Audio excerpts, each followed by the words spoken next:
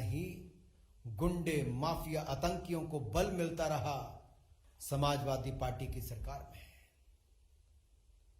पिछले 5 वर्षों में कमर तोड़ने का काम उत्तर प्रदेश में योगी जी ने किया है, अपराधियों की, गुंडों की, माफियों की। आपने भाषा देखी होगी अखिलेश जी की, ए पुलिस वालों, ए पुलिस वालों, कैसे बोला क्या?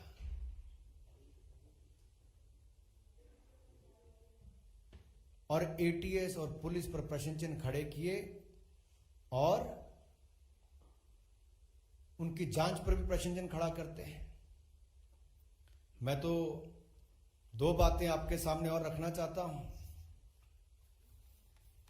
कि अखिलेश ने ठाना है आतंकियों को बचाना है। ये कब ठान लिया था?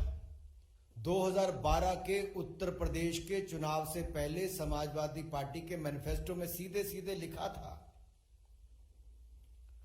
और सीधे जो लिखा था वो क्या लिखा था कि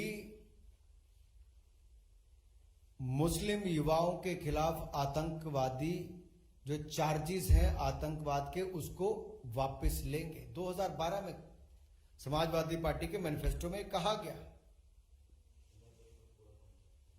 और 2013 में सत्ता में आने के बाद अखिलेश जी ने, लेकिन उससे पहले क्या काम है एक बार आपको पढ़ के बता दूं। 2012 के मैनिफेस्टो में समाजवादी पार्टी देश की पहली ऐसी पार्टी थी, कोई पॉलिटिकल पार्टी की, जिसने मैनिफेस्टो में वायदा किया था कि मुस्लिम युवाओं को टेरर चार्ज को छोड़ दिया जाएगा, वापस लेने की बात कही थी। और क्या कहा था कि जिन लोगों ने ये चार्जेस लगाए हैं ऐसे पुलिस वालों के खिलाफ सपा की सरकार कार्रवाई करेगी। यानी कि पुलिस वालों के खिलाफ कार्रवाई और आतंकवाद को बढ़ावा देने को छुट्टी देने की बात अखिलेश जी उस समय करते थे। और जैसे सत्ता में आए 2013 में चार्जेस ड्रॉप कर दिए, कोर्ट चले गए, जांच नहीं की अखिलेश जी की सरकार ने, सीधा कोर्ट में जाके चार्जेस ड्रॉप करने की बात कही। कोर्ट ने उसका संज्ञान लिया,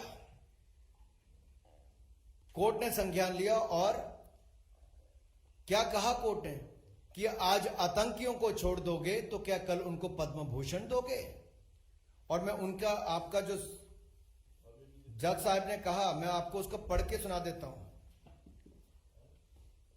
जो बेंच था जस्टिस आर.के. अग्रवाल जी का और जस्टिस आर.एस.आर. मौर्य जी का, I like to quote, I quote, today you are withdrawing cases against them, tomorrow will you give them Padma Bhushan, I unquote. ये उस समय के डबल बेंच ने कहा, जजेस ने कहा।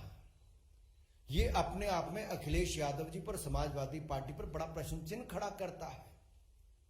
ये कौन लोग हैं जिन्होंने लखनऊ में, बनारस में, अयोध्या में, रामपुर में बम धमाके किए? उनके खिलाफ मुस्लिम युवकों के आतंकी जो चार्जेस हैं उनको वापस लेने की बात उस समय अखिलेश यादव जी ने कही और करने का काम भी किया। ये तो भला हो कोर्ट ने उसका संज्ञान लिया। ये यात्रा यही नहीं रुकती। मैं एक और, आज जब चुनाव आए तो अखिलेश जी कहते हैं हम अयोध्या में जमीन लेकर देंगे, बनारस में जमीन लेकर देंगे, 5 घर खरीद के देंगे। मुंह में राम, बगल में आतंकी, ये अखिलेश यादव जी की सोच है। तुष्टीकरण की राजनीति का एक और उदाहरण आपके सामने देखने को मिलता है।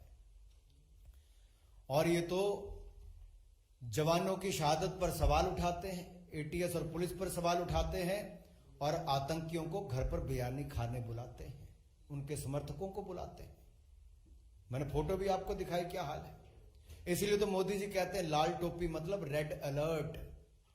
ये लाल टोपी रेड अलर्ट है, और इससे बड़ा अलर्ट उत्तर प्रदेश के लिए और क्या होगा।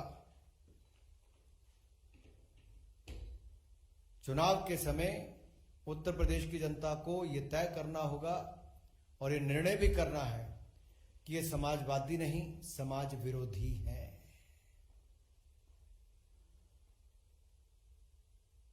अगर आप अगले भी उदाहरण देखेंगे तो उसमें भी स्पष्ट तौर पर आपको नजर आएगा, केवल अकेले अखिलेश यादव जी नहीं, आजम खान हो, अबू आजम हो, ऐसे इनके बड़े नेता सब, पुलिस वाले शहादत उनके घर पे नहीं गए, जिनको आतंकवादी होने के आरोप में पकड़ा गया उनके घर पर उन लोगों के परिवारों से मिलने गए।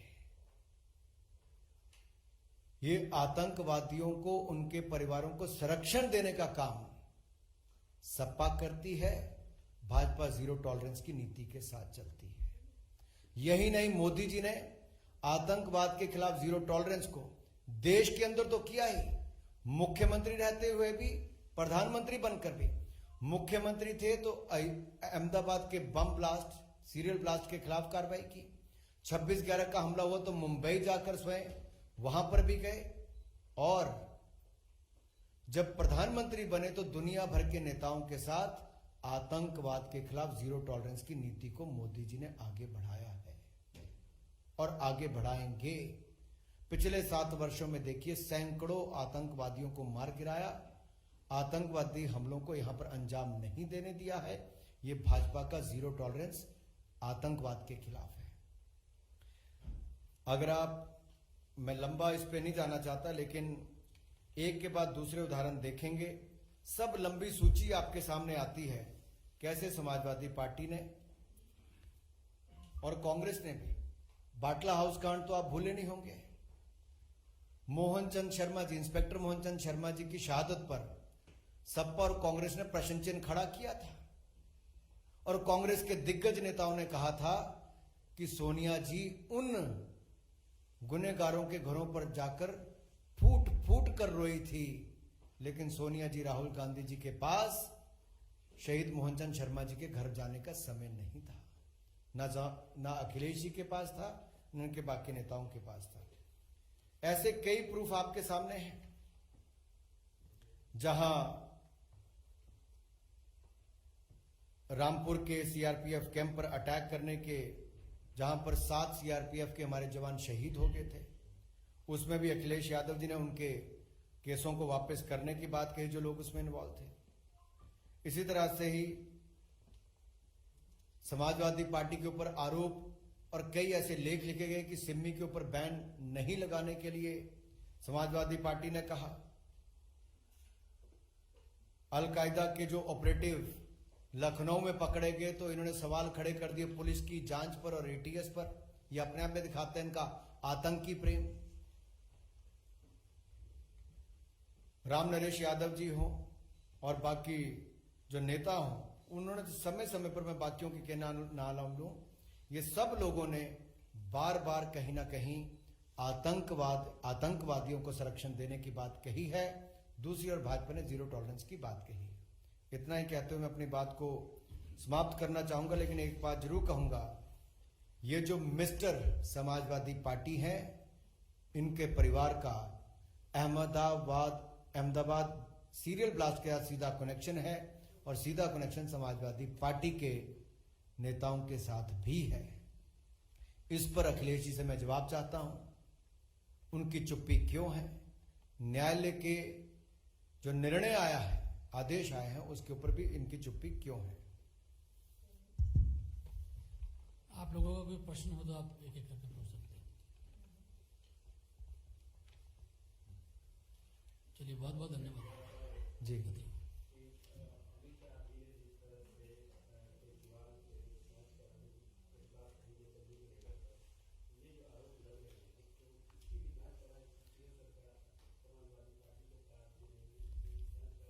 देखिए, शायद तीसरी कड़ी में बोलना भूल गया था, आपने बताया है,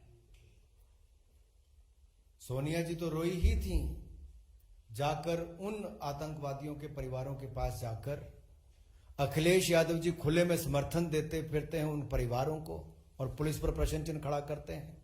आपने अरविंद केजरीवाल जी की बात कही, इनको भी रात बिताने का टाइम कहीं और नहीं, खालिस्तान के समर्थकों के घरों पर जाकर मिला, और ये आरोप उनके ऊपर किसी और ने नहीं, उनके ही अपने फाउंडर मेंबर्स ने एएपी के लगाए। एएपी मतलब अरविंद एंटी पंजाब, उनके खिलाफ लगा है।